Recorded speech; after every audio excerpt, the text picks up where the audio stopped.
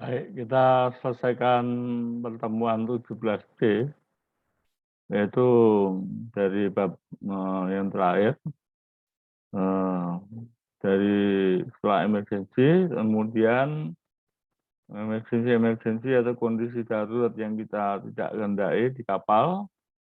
Berikut ini adalah kondisi rekondisi maupun barang-barang suku cadang yang sering terjadi tidak genuine atau barang sudah expired direkondisi atau barang yang sudah rekondisi kemudian disuplai dengan data masih baru padahal enggak ya.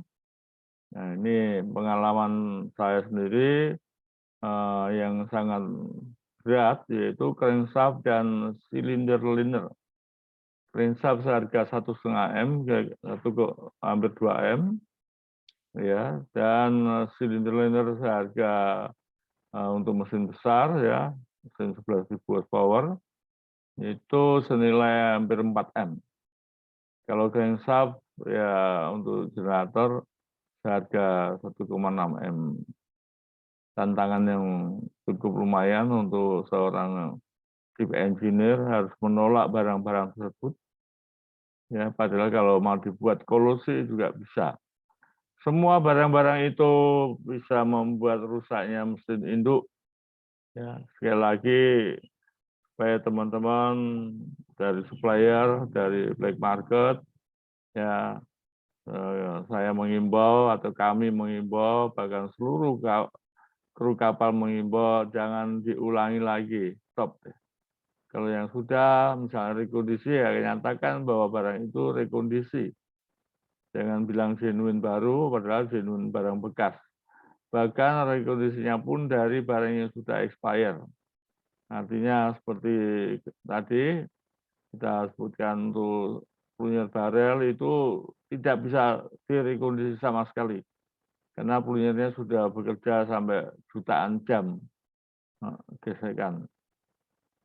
Injektor nozzle itu juga sama ya, sudah nggak bisa direkondisi karena needle lambungnya itu sudah bergesekan sehingga terjadi kalau tahu bisa bagus ya hanya seminggu jalan, seharusnya kan setahun lebih bekerja dengan baik.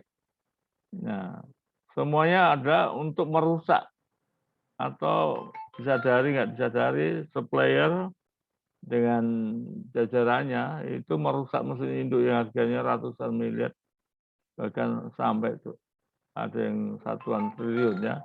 Tapi untuk seperti ini 14.000 horsepower ya yang paling tidak setengah triliun ya, ratusan miliar. Ini supaya diingatkan Anda untung seberapa ya cukup bagus untungnya, tapi merusak barang-barang yang di kapal yang dipertahankan sampai 25 tahun. Oke, semangat pagi teman-teman. Kita akan bahas mengenai suku cadang yang tidak benar yang dikirim ke kapal. Ya, sebelumnya kami sudah bahas nozzle, bos pump, piston ring, spring, dan sebagainya ya. Ini ada tambahan lagi dua yang sangat terkenal, yaitu porsengkol. Porsengkol itu harganya cukup lumayan ya. Baik, kita lanjutkan lagi. Saya ingin menyapa teman-teman yang setia mau bergabung di YouTube channel saya. Tentu tidak akan berhenti sampai di sini dan nanti ada pelajaran ketel uap, turbin gas belum ya. Kemudian manajemen perawatan kapal juga belum. Ya, baiklah teman-teman seprofesi maritim di darat dan di kapal di seluruh Indonesia. Dari Sabang sampai Merauke, dari Miangas sampai Rote. Di Asia, Jepang, China, Malaysia, Singapura, Brunei, Arab, Kuwait, Dubai, Sonora, Uni Emirat Arab, ya, Teluk Persia. Tentu ada teman-teman kita yang berjuang sebagai pahlawan di divisi negara. Yang di Afrika pun juga ada banyak ya, Mesir, Nigeria, Madagaskar, Port Said. Di Amerika juga ada di Tacoma, Panama, Texas, Amerika Latin, dan seterusnya. Di Australia juga ada orang-orang kita. di Eropa, Belanda, Italia, Laut Tengah, ya. Dan semuanya yang sangat kami banggakan. Ya. Karena saya sendiri 26 tahun berlayar, kecuali dipotong sekolah, non-stop. Sesuai regulasi-regulasi inilah kita mempertahankan tegaknya SOLAS, SDCW, Amandemen 2010, dan undang-undang banyak ya, tapi yang kita tekuni juga Undang-Undang Pelayaran nomor 17 tahun 2008. Baiklah, selamat pagi teman-teman semuanya. Assalamualaikum warahmatullahi wabarakatuh. Salam sehat sejahtera. Sekali lagi juga mungkin ada yang belum kenal saya. Saya sama seperti Anda, ya pernah berlayar sampai 26 tahun di darat. Kantor pelayaran juga cukup lama ya, 16 tahun. Mohon izin saya memperkenalkan diri sebagai Marine Chief Engineer, Marine Specialist, Marine Surveyor, dosen pelayaran, juga penulis buku Ajar Maritim. Ya, pada kesempatan ini saya sampaikan saya juga pemegang rekor muri untuk hobi saya, filateli, dan 2 tentang maritim, ya, tentang buku maritim dan sertifikat maritim. Ini alma mater yang membesarkan saya dari Semarang, FPNI Semarang. Kemudian kelas 2-nya mengambil di STIP. Memang pada waktu itu yang ada hanya di STIP Pratapi.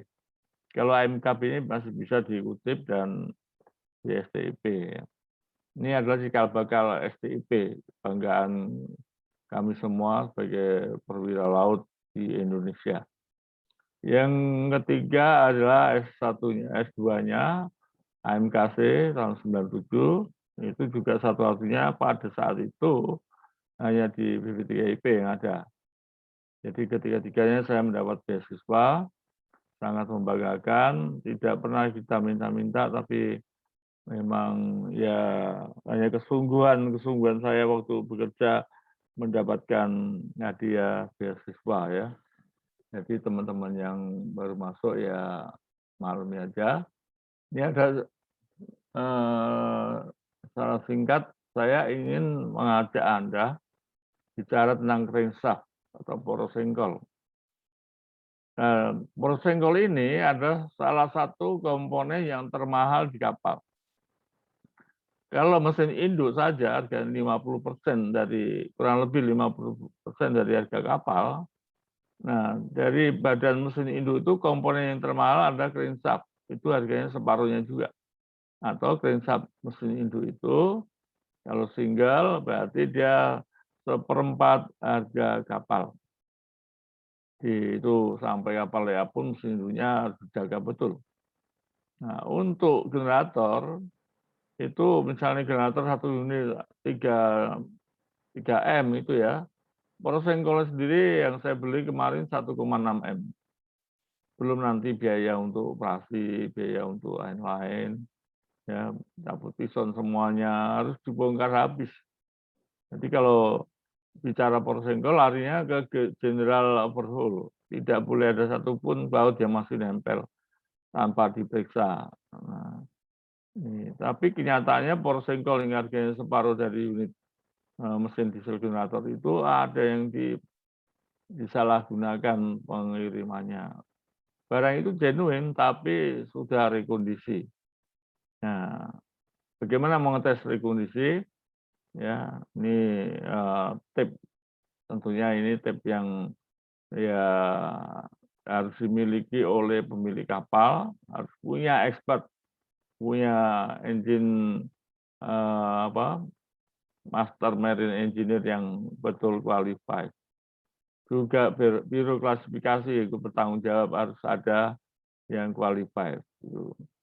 Crankshaft test ya. Pertama yang dites kita lihat di stempel ya di poros sengkol itu yang tidak kena bearing metal ya, bearing main bearing maupun main bearing itu ada capnya kelas. Karena item ini ada item kelas Yang tahu capnya kelas itu adalah kelas sendiri dan maker, pembuat. Nah, itu kode etiknya nggak boleh orang tahu, instansi lain nggak boleh tahu. Nah, capnya kelas itu ada bentuknya huruf-huruf dan angka-angka. Nah, itu kodenya dari kelas ya. Dan tidak boleh ada yang rusak. Jadi ketika Anda menerima apa suplai suku cadang, poros sengkol atau liner atau piston atau yang item class, dilihat yang pertama kali adalah stempel yang masuk ke dalam tuh ya di strip. Nah, misalnya angka 3 menjadi 8, nah ini perlu dicurigai. Barang ini jangan-jangan barang genuine tapi sudah bekas. Jadi sudah dibubur ulang, sudah dari pabrik, bukan dari pabrik, dari bengkel ya, bengkel rekondisi. Nah, setelah ketemu kalau ada perubahan di capnya atau stempelnya kelas, kita lihat semua. Lihat mulai dari ujung itu tempat e-board, kemudian ya ini kan sambungan kerja gila ya. Nah, oh yang belakang nih, balik yang belakang ini. Nah itu silinder nomor 2 atau nomor 3 dari belakang itu ini berapa nih? 4, 6 silinder, 8 silinder ya. Itu yang sering terkena ya, tergores dan diisi dengan material yang baru. Tentunya ada material yang untuk nambal itu tidak sama ya. Ini flywheel ya di sebelah sini, kemudian balance hole ini. Nah, balance hole ini kalau yang nyatu dengan poros singkolnya itu ada capnya. Oke, kita lanjutkan lagi. Poros singkol ini teman-teman supplier sudah tahu, poros singkol itu digunakan untuk ya, nah akan dipasang piston 4 silinder ya. Yang 4 lainnya ini untuk metal duduk. Jadi untuk 4 silinder. Bayangkan kalau ada 8 silinder itu panjang. Tetapi terjadi yang 6 silinder itu pernah terjadi pemalsuan ya. Nah, barang genuine tapi dikatakan barang baru. Jadi setelah kita temukan tanda-tandanya ditolak dan seterusnya. Ya, ini diharapkan KKM dan masih satu itu kental kalau melihat barang-barang. Kalau ini baru ya, baru betul-betul genuine dan baru dari pabrik, warnanya kusem. Nah, kalau yang rekondisi cenderung lebih mulus lagi. Nah, ini saya pasang poros sengkol 8 silinder. Sangat hati-hati lagi ya barang ini. Kemudian setiap silinder pasti kita cek ulang, ring subduflection dan lain-lain. Ini sampai di ujung bagian sana ya, yang ada lubang untuk e-bolt kita periksa. Apakah dratnya masih bagus? Nggak taunya ada kotoran-kotoran belaga. Itu yang membuat saya curiga dan ternyata benar barang itu bekas. Silinder liner juga banyak ya. Kalau liner itu piston ini asal nggak pecah bisa direkondisi menjadi mulus lagi ya. Nah, itu peranan chemical pembersih. Liner juga sepanjang belum retak atau pecah bisa direkondisi. Teman-teman, ya rekondisi tentu ada ukuran standarnya. Ya standarnya adalah lebih besar atau clearance-nya 1/1000 kali diameter piston. Jadi tetap nggak bersentuhan. Sehingga antara liner dengan piston itu ditahan oleh piston ring. Nah, itu ya. Paling besar clearance-nya ada 4/1000 kali diameter piston. Itu ada yang tepat lagi ya lihat di instruction book ya. Ini contohnya nih kondisi yang lama. Nih, kemudian nah ini barang baru. Ini barang baru betul atau ya ini genuine tetapi rekondisi. Tapi kalau disuplai dinyatakan baru, genuine baru pun saya kira Anda atau teman-teman Mas ini susah untuk membedakan. Jadi kalau ini ya. bisa membedakan barang rekondisi dengan yang baru. Kalau terlalu mulus, ya ini perlu diwaspadai.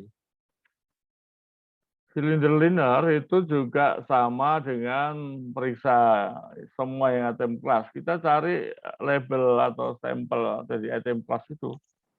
Ya, ada perubahan enggak? Kalau ada perubahan angka atau huruf, udah langsung curiga ya. Di mana kira-kira barang itu ketahuan bekasnya. Ya, kalau liner itu ada di bibirnya atas. Pertama diameternya itu ya kita ukur boleh, tapi jangan sampai lebih dari 4/1000 dari diameter piston atau clearance-nya. Ya, kemudian di bibirnya itu apakah ada penambahan material baru ya. Karena liner umumnya ada flek-flek yang terus dibubut, jadi harus ditambah lebih tebal. Jadi kita lihat lagi. Ini penting untuk Anda baca ya. Saya buka sedikit bahwa liner yang kita terima itu untuk mesin induk 11.000 horsepower, beratnya 3 ton ya. Kalau ini satu orang nggak bisa masuk, kalau itu 6 orang jongkok bisa masuk, mungkin lebih. Ya, bisa 8 orang pun bisa masuk, itu besar. Ya kira-kira berapa harganya sama kepentingannya. Ya sebesar ini. Ya barang begini ini kalau ada orang jongkok masuk, depan-depan 8 orang bisa masuk. Ya, padahal kalau untuk yang tadi generator kecil, ini dipasukan bahwa barang itu genuine baru. Ternyata setelah periksa di label kelasnya kok ada perubahan. Kemudian periksa bagian dalamnya ya, dilihat, dibersihkan pakai sabun, gosok itu lilin atau oli yang menutupi barang ini. Ternyata memang barang bekas ya. Pertanyaannya apakah Anda terima kolusi dengan kontraktor, saya dapat uang banyak? Saya pastikan saat itu saya tolak ya. Barang seharga 4M tolak, dan riwayatnya menjadi terkatung-katung karena orang kantor juga nggak berani menyatakan barang bekas. Dan finalnya adalah dari Lloyd Register periksa barang silinder ini. Ya, sudah 3 minggu baru datang, dan Anda bisa melihat kelas bisa menahan kapal. Ya. Kapal tidak boleh berlayar sebelum suhu cadang itu diturunkan, supaya jangan kemana-mana ya. Tapi ya biasanya mencuri lebih pintar, barang itu dikirim ke receivership-nya, dan seterusnya tetap berlaku. Yang kita khawatirkan barang itu sudah retak atau pecah. Ya, jadi kalau Pak Ishak niatnya nggak baik, bisa aja langsung pasang. Ya, silinder ini kita pasang, dapat duit, wow, ya lebih dari uang pensiun itu. Waktu itu tahun 2000 ya. Jadi sekelumit tadi tentang poros senggol dan silinder liner supaya menjadi pelajaran buat teman-teman semua mewaspadai, karena kalau tidak ada data dan buktinya jangan sekali-kali bilang barang palsu atau barang tidak genuine ya, karena bisa dituntut balik oleh supplier. Sebenarnya supplier-supplier yang masih berbuat pemalsuan barang-barang genuine dan baru, ya kami semua mengharapkan stop lah. Jangan mencari uang dengan pemalsuan. Ini paksa saya melalui YouTube ini mengimbau teman-teman supplier dan oknum-oknum yang berbuat jahat sudah tidak diulangi lagi ya. Karena Anda akan merusak kapal di seluruh Indonesia khususnya, dan membuat citra pelaut tidak bagus, yang kemudian bisa membuat korban-korban kecelakaan di laut, dan bisa mengakibatkan lebih parah lagi kalau terbakar. Nah, silakan teman-teman di YouTube channel ini, ya baik teman yang di kapal atau masih di kapal, dengan teman-teman para dosen dan lain-lain, Tolong bantu tekan tombol subscribe ya sebagai dukungan bahwa YouTube channel ini akan berjalan terus dan channel berikutnya kita akan bicara tentang ketel uap dan turbin uap. Ya kalau ketel uap dari 26 kapal yang saya jalani, kira-kira 22 kapal ada ketel uapnya. Dan setelah di darat juga ketemu lagi ada 5 tanker semua ada ketel uapnya. Baik, ketel uap dan turbin uap menunggu Anda. Salam sehat, semangat, sukses buat Anda. Wassalamualaikum warahmatullahi wabarakatuh. Terima kasih, sampai jumpa lagi. Sekali lagi kami mengucapkan terima kasih.